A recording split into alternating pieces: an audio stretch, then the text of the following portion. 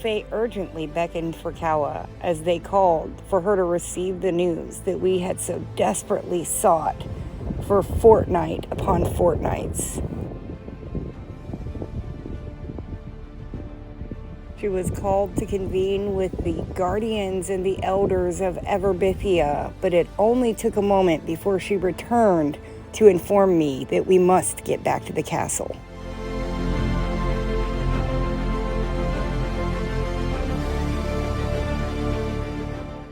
The Frog Prince had finally been returned to the kingdom of Everbithia.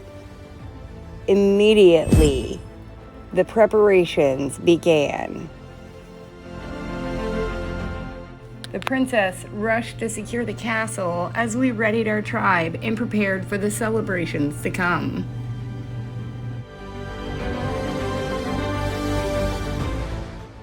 We set out on a long voyage that would lead us to the heart of Everbithia, where the Fae and the sprites and the Everlings and all of our wonderful family in Everbithia would gather in order to celebrate the rightful return of our prince to the kingdom.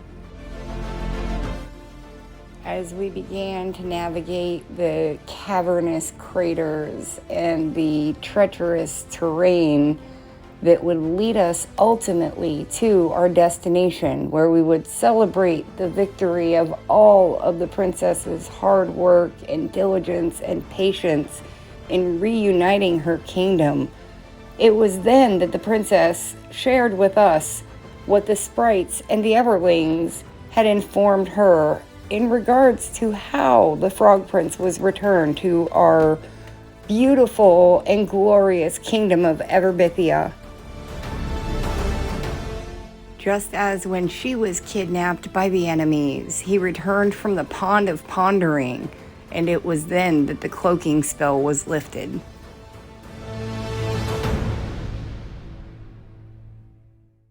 They set out once more for the heart of Everbithia, where the ceremony would take place to celebrate the reunion of their kingdom.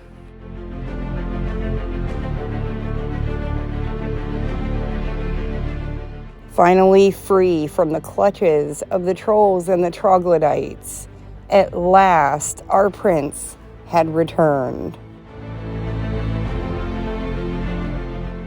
All of the wood nymphs and the sprites and the fairylings and the fae gathered as the princess was offered the prince in the traditions of Everbithia. For centuries and ages before us, this was how the Everbithians had always commemorated the kings, queens, princes, and princesses of their kingdom.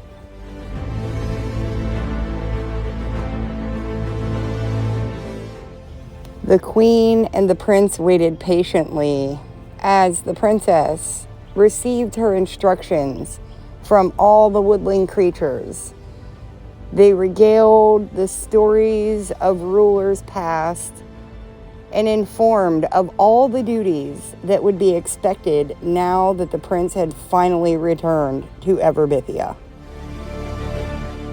Our young prince was so excited to claim his place by the beautiful princess that had ruled so justly over Everbithia in his absence.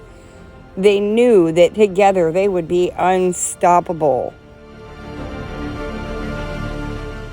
They knew the challenges they faced would be insurmountable as the crows and the vultures circled, perusing the carnage left from the gnomes and the gargoyles and the trolls and the troglodytes. The damage that had been done to Everbithia was nearly irreversible. Thank goodness they had their princess and their prince.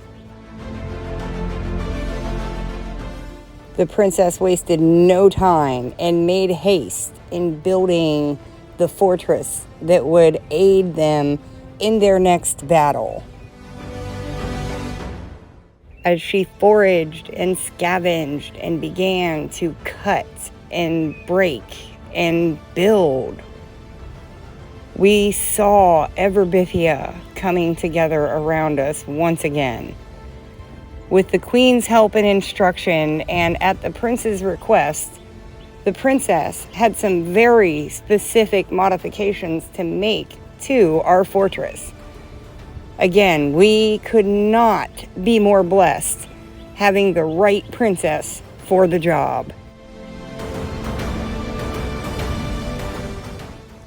It was in that moment that the sky began to fall, and it was clear that it was time to seek refuge. And where better than the fortress the princess had established to protect our royal party? As the queen traveled closely behind with the princess began to spell our new castle turret with the magic that we would need to stay safe. But it would take all three of our powers to complete the spell. But first, we would need the spell. Thankfully, our princess is fluent in Everbithian, so she climbed to the tallest platform in order to hear them better. As the fairylings began to chatter, she translated their message, and we were absolutely shocked at what was relayed to us by the people of Everbithia. For it was the fae and the sprites that held the answer to what had happened to their young prince for so long. The queen impatiently pleaded with the princess for more information. We needed to know what we were facing, but the princess insisted it must wait. First, we would have to complete the ceremony to reunite the prince. Then, we were instructed to return him to his rightful throne.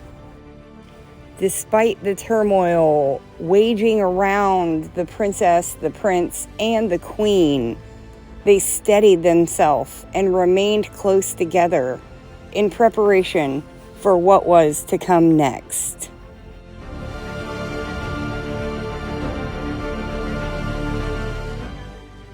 She searched furtively as they began to attack and swarm all around us, attempting to tear the prince from the queen's arms. It was imperative that we set out for the castle once again immediately. The princess climbed to the tallest lookout that she could find to watch over our safety. The trolls and the troglodytes and the gnomes and the gargoyles were absolutely merciless as they swarmed and attacked. We ventured and fought our way back through the valleys. Thankfully, the princess was able to thwart their attempts to stop us.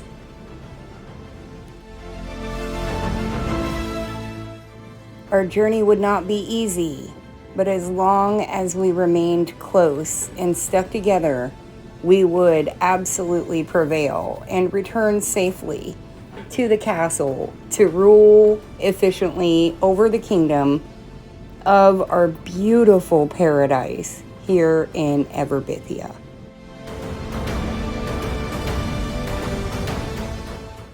And although we celebrated as we approached the castle because our victory was absolutely incredible, this was the moment that the princess shared with us what the fae had told her about the prince.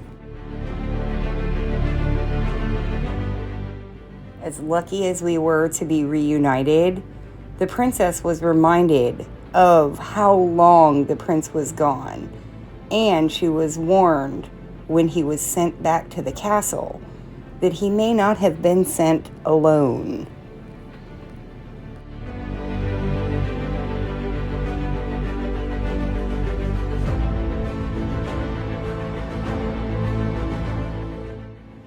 It seemed like there was no way to know for sure what had happened in his absence, but the princess The princess learned of many tests from the Fae, and we will be sharing all of them with you coming up this season in Everbithia.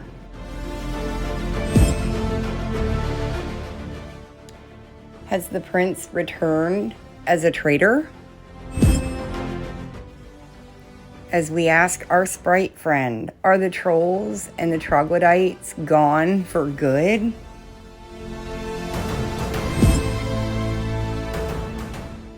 Is our royal party safe from separation once again? All these answered and more coming up this season with the Warnock Warriors.